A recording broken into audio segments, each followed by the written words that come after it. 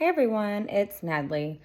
I'm back again today to do a quick video. And what I've been mainly focusing on is picking up the pieces that have crumbled due to the narcissistic abuse, and how I'm putting those pieces of the puzzle back together one day at a time. Because the thing is about narcissistic abuse is they break you down to the point where you are emotionally unstable, psychologically unstable, sometimes even physically unstable. And so every day that you wake up, you're just kind of doing this routine motion of living, right? So you're not having purpose in life. You're not living to do what it is you strive to do every day, because you are so destroyed as a human being. And no matter what you've done in your life trying to please your narcissist, you still find yourself in that moment thinking about what you can do better, what is it that you could say to fix the situation, things like that. But if you're at that point where you've went no contact and you're just trying to get your life back, what I can tell you is that you have to start living your life the way you want without caring the opinion of the narcissist. So what that looks like is you making decisions in your life not based on if someone's going to be judging you. And I think that's one of the biggest problems of when you're in a relationship with somebody who has narcissistic parents, because you are seeking that validation and that approval from his parents, that you find that you have now veered off from who you truly are as a human being. And now you veered off to the left, of who you really truly were supposed to be. And here you find yourself, on the right, and you're doing and saying things to please someone else. And it has nothing to really do with you besides the fact of you looking for that validation. But over time, you do find that you won't get that validation.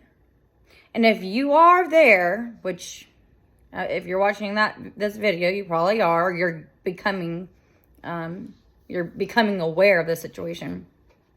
If you're in that in the space where you finally accept the fact that you're not going to be accepted in your spouse's family or boyfriend's family, whatever, girlfriend, whatever, then you just start living life the way you want to live.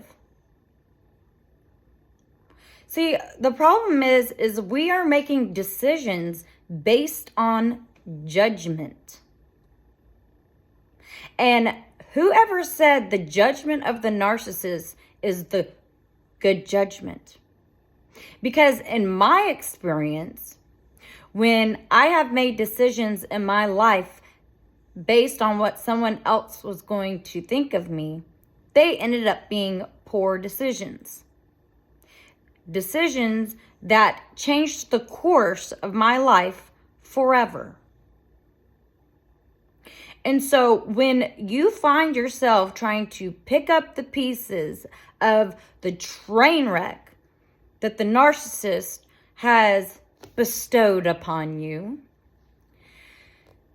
be thankful you made it out. Because I know women right now, and a few men, who they're aware that their spouse, parents are narcissistic, or maybe their spouse is even narcissistic. But they're so conflicted about the decisions they have to make moving forward in their life that they are stuck. And so you have to ask yourself, how much more time are you going to waste being stuck? Are these people worth you not being who you want to be, not making the decisions that you want to make, not having your own opinions matter. God put us on this great green earth for us to be wonderful, caring, loving, kind people to one another. And when I look around in today's society, I see nothing but hate. And I refuse to be part of that hate, fear-mongering. Maybe you're not a Christian. Maybe you're not religious. That's okay. That's your own business. But there's still moral values that each of us need to live by. And when you're trying to live your life off of the moral basis or bias of a narcissist, you're heading in the wrong direction. Wrong direction. You make those judgments, your moral judgments, based on how your morality is. Are you being a good person? Are you being fair? Are you being a liar? Are you being a cheater? Are you being sneaky? What are the things that you are doing in your life right now? Because I find myself every day waking up wanting to do good, no matter if the narcissist is going to judge me or not. And if that means I embarrass her perfect little family, then that's what I do, because I know what value I have. And I think that's so important, is that because the narcissist has devalued you, you wake up feeling like crap every day, not knowing what direction to head in life, not knowing if you are doing kind things. Because you think to yourself, well, I know I was kind, I know I was courteous and considerate, but those things didn't work with the narcissist. So am I really kind? Am I really courteous? Am I a good person? So you start to question your own morality, your own reality, due to someone else's negative morality. And so when you start waking up and you try to find yourself again, you pick those pieces up with pride. And you're proud that the things that you've went through made you a stronger person. Because after you come out of an abusive situation like this, you are a changed person. You're not that person you first were when you first met the narcissist. You're no longer naive. You no longer have those blinders on. But you have to be careful, because now that your blinders are off, you could start offending people. And now that your blinders are off and you see how people truly can be, you tend to protect yourself a little bit more. And that could be a good thing. It could also be a bad thing, because there could be actually good people around surrounding you that you're not letting in, because, you just went through all this abuse and you're so scared to be vulnerable to anyone. And it takes time to trust again. It takes time to pick up those pieces. But you pick them up one day at a time.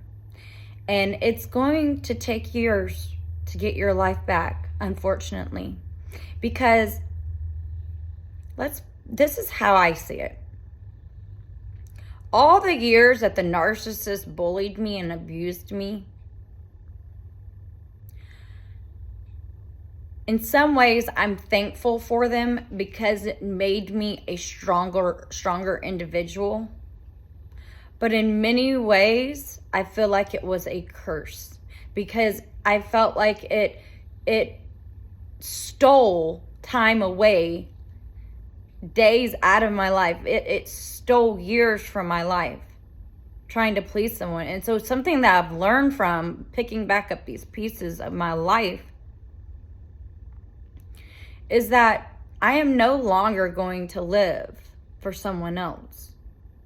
I have one maker I have to answer to. And I'll be sure that I'm truthful and moral when I get there. You be you. Stand for truth. If anything, this is a victory. It's like a funeral and a victory at the same time. And it's really, it's like you're really devastated, but at the same time, you finally feel free. And being in that moment of, like, you look at the history and the destruction and you think, how did I ever let my mother-in-law, father-in-law, husband, wife get me to this breaking point where I felt like crap about myself? How did I allow this to happen? You know why you allowed it to happen? Because you're a good person. You're a good person. You try to please other people and fix them. And we all learn the hard way that you cannot fix a narcissist. And so the best advice I can really give you today is that you take your time healing. You learned the lesson that was now hopefully behind you. And it's up to you to determine what you do with that lesson moving forward in your future. Because we could move forward in our future, hating people and being ugly and saying, you know what, look at how the world is today. I'm not going to have any morality. I don't care what one thinks about this or that. And I'm going to be hateful and hurtful. And I'm going to be an internet troll and go on the internet and say horrible things to people that I don't even know. You could be that person, sure, because of what the narcissist did to you. Or you can look at it in a positive way and say, I am thankful that I am stronger as a person for it. I am thankful that me being naive worked out in my favor. Because one thing that I can tell you is that people do not take advantage of me anymore. And I can spot people a mile away with agendas. Because I was so young. I was 15 when I met my mill. I hadn't lived life. I didn't really think people could be that cruel. Like, literally spend decades, over 2.5 decades after me. That's mind-blowing to me to think that there are actual people with vendettas out there, with agendas out there that can last decades with an S. But they do, and they had, and I lived through it, and it was hell. And I can tell you, anybody out there, man, woman, whatever, if your girlfriend or boyfriend has parents that treat you poorly, run for the hills, because it only gets worse. See, I was naive then. I thought, oh, they're just treating me poorly because they're protecting their son. I was so naive. But I'm picking back up my life every day, and I'm fighting for it because I am starting to love life again. And it's so weird. Like, I forgot how to live. I forgot how to just make decisions in my life and not second guessing or making this decision based on what the narcissist would want me to do or based on what the judgment would be from that person. It's one good feeling. It's so freeing. But it took years. But you'll get there. But you have to fight for it. You can't sit back. My dog's snoring in the background. You can't sit back and complain and cry about it and expect change in your life. You have to make, my dog is snoring so bad. You have to make the change you want, one step at a time, day by day, year after year. And you create the life that you envision, the life that you deserve. And that's what I can tell you, is that this isn't an overnight thing. You're not just going to wake up and be like, oh, well, I want to heal. Today I'm picking up those puzzle pieces and I'll put the puzzle all together perfectly in an hour. It's not how it works. It takes years, unfortunately. And what sucks, you know what's so mind-blowing to me? Is these aren't even my parents. These aren't even my parents. That's what is mind-blowing. And even my mom, she, all throughout all this time, she's like, I just don't get why you make such a big deal about his parents not liking you. So what? Move on. You found out they don't like you? Too bad. Sorry. See you later. You're missing out. I'm not. And I don't know why I couldn't see. My mom has wisdom. And I wish I would have taken that wisdom that she was giving me and applied it. Because I'd be one bad mama jamma today. But I thought, as an empathic person, I could change people's perspectives. Little did I know about personality disorders. But anyways, yeah, I just wanted to hop on here. It's already 17 minutes. Everything's going good. I hope you guys are walking along the healing journey or trying to get there, staying strong, keeping your boundaries, keeping, your spirit up, and laughing at the nuance, the nonsensical BS that we're living through. Because it's kind of like you want to shake your partner and just wake up so we can just live our life finally. I'm tired of sitting down, not living our life because of this or that or whatever it is. It's it makes you so frustrated because you're wake up, listen to me. There's something wrong with your parent. It's not me. You have normalized it. But as we find out, it takes a long time to wake your partner up. But once you do wake them up, the journey at first is rocky and bumpy, but over time becomes smoother. You just have to stand firm. So anyways, peace, love, harmony. See you guys. Bye-bye.